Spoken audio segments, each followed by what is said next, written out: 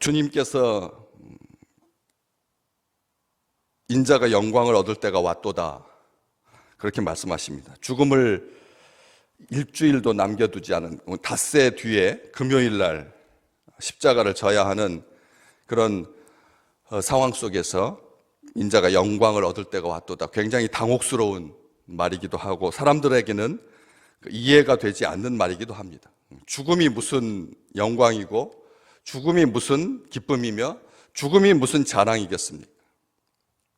그런데 우리 주님께서 인자가 영광을 얻을 때가 왔도다, 그렇게 선포하시고 선언하시고 말씀을 하십니다. 그러면서 쭉 이어지는 말씀들이 그 헬라 사람 몇 사람을 위해서 해주신 말씀이기도 하고, 또 그 옆에 같이 있었던 제자들, 그리고 그 이후의 세대 2000년 동안 주님의 모든 백성들에게 힘과 용기를 주었던 참으로 놀라운 말씀, 장례식 때 우리가 이 말씀을 받고, 슬픔을 당할 때 우리가 이 말씀을 받고, 생명의 위축됨을 받을 때 우리가 이 말씀을 받는데, 이 말씀 그냥 6월절에 절기를 지키기 위해서 왔다가 온 김에 예수 그리스도를 보려고 했던지, 아니면 처음부터 목적 자체가 먼 거리에서 이방 흩어진 땅에서 예루살렘에 올라왔을 때 내가 반드시 예수를 뵈야겠다라고 하는 생각을 가지고 했던지, 어쨌든 그들에게 해주신 말씀이거나 제자들에게 해주신 말씀이거나 아니면 우리 모든 믿음의 식구들에게 해주신 말씀으로서 이 24절 말씀은 의미도 심오할 뿐만 아니라 아주 굉장한 말씀인 거죠. 예수님께서 인자가 영광을 얻을 때가 왔도다라고 하는 그 말 바로 이어서 내가 진실로 너희에게 말한다 하시면서 아주 이 말씀, 요한복음의 진실로라고 하는 이 말씀은 강조하기 위한 말씀이고, 그리고 그 말씀에 이어서 한 알의 밀이 땅에 떨어져 죽지 아니하면 한 알 그대로 있고 죽으면 많은 열매를 맺는다. 자신의 죽음에 대해서 지금 말씀하고 계시고, 그 죽음을 통해서 이 인류가 많은 생명, 온전한 열매를 얻게 될 거라고 하는 것을 암시하는 말씀이기도 합니다. 그런데 우리 주님께서 자기 자신의 죽음을 염두에 두고 한 알의 밀이 땅에 떨어져 25절 자기의 생명을 사랑하는 자는 잃어버릴 것이고 이 세상에서 자기의 생명을 미워하는 자는 영생하도록 보전하리라. 이런 우리 주님이 자기 자신의 죽음과 관련하여서 하신 말씀이라고 하면, 이 말씀 속에 더 위대하고 더 영광스럽게 더 온전하게 말씀을 하셔야 할 것입니다. 그런데 부정적인 말부터 먼저 하고 계시거든요. 한 알의 밀이 땅에 떨어져 죽지 않으면 한 알 그대로 있고, 또 25절에도 자기의 생명을 사랑하는 자는 잃어버릴 것이요. 우리 주님께서 자신의 죽으심을 염두에 두고 말씀하신다고 하면 부정적인 말은 빼고 긍정적인 말만 하셔야 될 텐데, 우리 주님께서 부정적인 말부터 먼저 하고 계십니다. 또 한 가지는 자신의 죽음을 비유하는, 자신의 죽음을 애도하는, 자신의 죽음을 슬퍼하는 그런 차원이라면 좀 더 미화할 필요가 있을 텐데,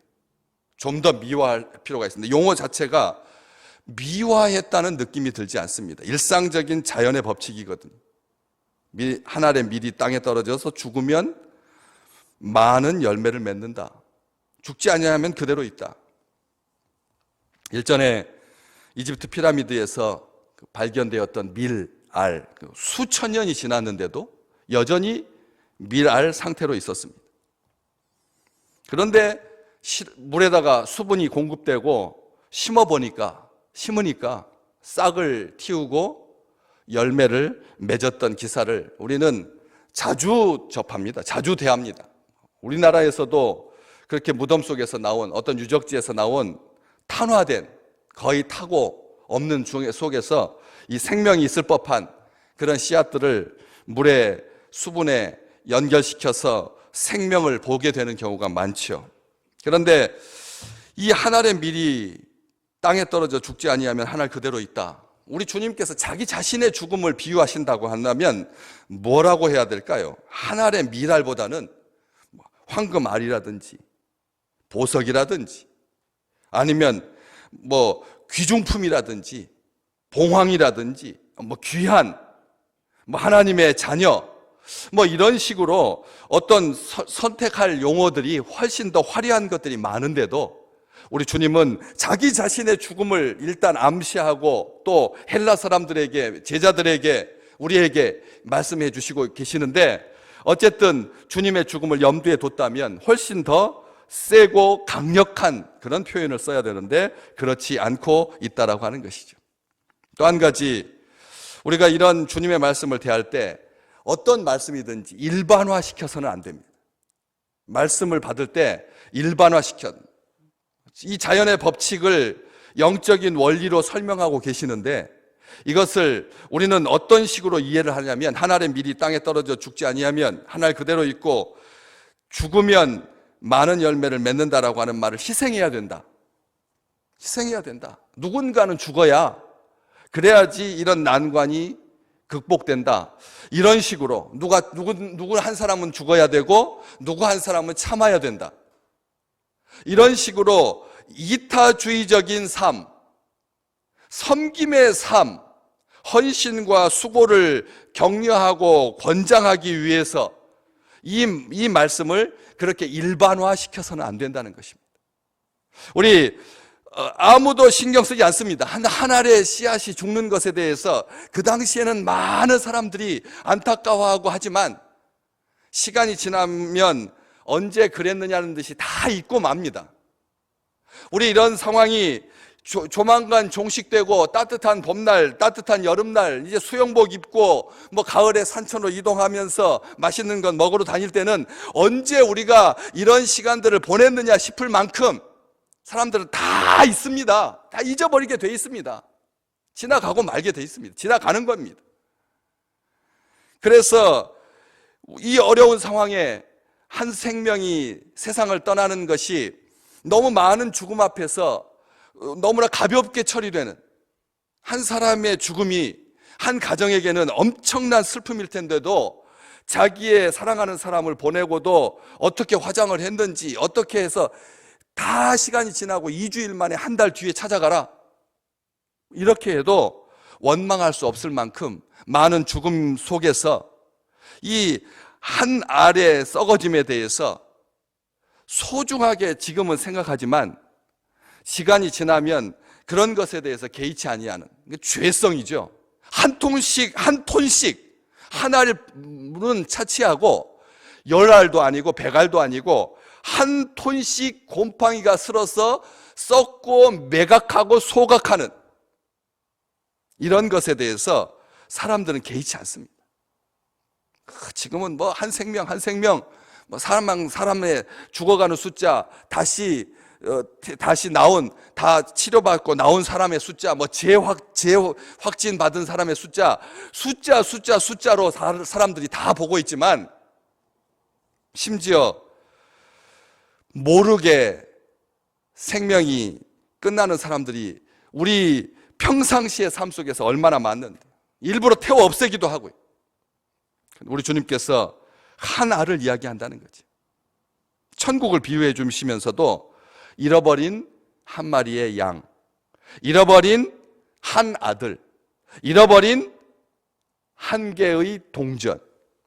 우리 주님은 평상시든 자기 자신에게 한 주간 뒤로 죽음이 닥쳐왔던 한결같이 한 생명에 대해서 소중하게 새기신다는 것을 생각하신다는 것을 귀하게 보신다는 것을 잊지 마시기를 주의 이름으로 축복합니다. 그냥 그렇지 않습니까? 트럭으로 어떻게 군용 트럭으로 시신이 운반이 되고 그리고 화장로가 부족해서 냉동고에 시신을 쌓아두고 있는 나라들이 있는데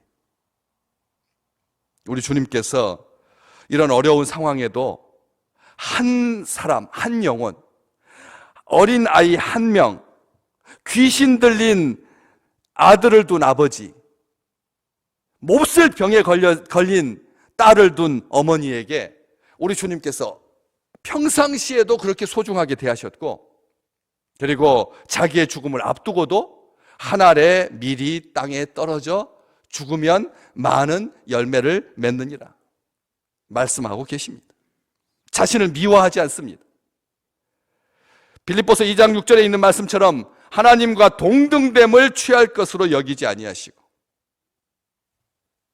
헬라 사람들, 철학적인 사람들, 깊이가 있는 사람들에게 쉽지만 깊은 말씀을 해주고 계시는 것입니다. 하늘의 밀이니까 자기 자신에게 비유한다면 하늘에서 떨어진 한 알의 밀알이라고 심오하고 그리고 아주 비장하게 그렇게 표현하신 것이 아니라, 아쉽다거나 처참하게 처절하게 죽어갈 자기의 그 죽음에 대해서 사람들로 하여금 일부러 애도를 짜내듯이 그렇게 비참하지 아니하시고, 우리 주님께서 한 알이 떨어져서 죽어서 많은 열매를 맺는다, 주님께서 말씀하고 계시는 것입니다. 보통 밀알 하나를 심으면 4개월 뒤에 한 100일이 지난 다음에 120일쯤 됐을 때 100알에서 125알 정도가 열립니다. 밀알 한 알에 100알에서 125알. 5년 뒤에는 그것을 그 씨앗을 심고 1년, 2년, 3년, 4년, 5년이 지나서 심고 그 사이에 산술적으로 썩고 없어지는 것, 소모되는 것들을 다 제하고 5년 뒤에는 100억에서 125억 알맹이를 얻을 수가 있습니다. 5년 뒤에는 100억에서 125억 알. 이 양이 얼마나 많으냐면 100명이 68년 동안 먹을 수 있는 양입니다. 한 알이 썩어져서 열매를 맺기 시작하면 그 열매로 인하여서 산출되는 생명의 이 풍성함이 100명이 68년 동안 먹을 수 있는 양입니다. 10명이 먹는다면 700년을 먹을 수 있는 양입니다. 한 명이 먹는다면 7,000년을 먹을 수 있는 양입니다. 우리가 생각하기에 한 알의 밀이 떨어져 지가 아무리 몸부림쳐봤자 얼마나 하겠습니까? 지금은 민식이법이 통과되어서 초등학교 이 스쿨 존에서 30kg 이상 30kg 이상은 말도 안 될 뿐만 아니라 그냥 다치기만 해도 형사적으로 구속되고 아주 엄중한 법으로 지금 자리하고 있습니다. 그런데도 사람들이 너무 강력하다. 7살도 안 된 아들을 먼저 보낸 엄마와 아빠의 마음은 충분히 헤아리지만 너무 엄격해서 사람들이 그럼 운전을 안 해야 되는 거 아니냐 해가지고 또 소원이 올라오기 시작했습니다. 좀 조정을 해달라는 것이죠. 무조건 가해자와 피해자로 보지 아니하고 조금 선처를 해달라는 것입니다. 지금은 한 생명 한 생명에 대해서 우리 모두가 다 공감하고 그렇게 소중히 여기면서 나가지만 또 한쪽에서는 그것 때문에 불편해지는 일이 있다는 것이죠. 그래서 한 알이 썩어져 봤자 얼마나 대단하겠나. 이런 법이 과연 천륜이고 그리고 영원한 항구적인 헌법이 될 수가 있는가? 얼마든지 또 조정이 되고 변화가 필요한 법이 될 수밖에 없다는 것입니다. 그런데 우리 주님은 말씀하십니다. 100명이 68년 동안 먹을 수 있는 풍성한 양. 100명이 68년 동안 먹을 수 있다라고 하는 말은 이 지상에서 이보다 더 강력한 게 어디가 있겠습니까? 이 지상에서, 이 산술적인 이 세상에서 100명이 68년 동안 먹을 수 있다라고 하면 그 공동체는 완전한 보장인 것이죠.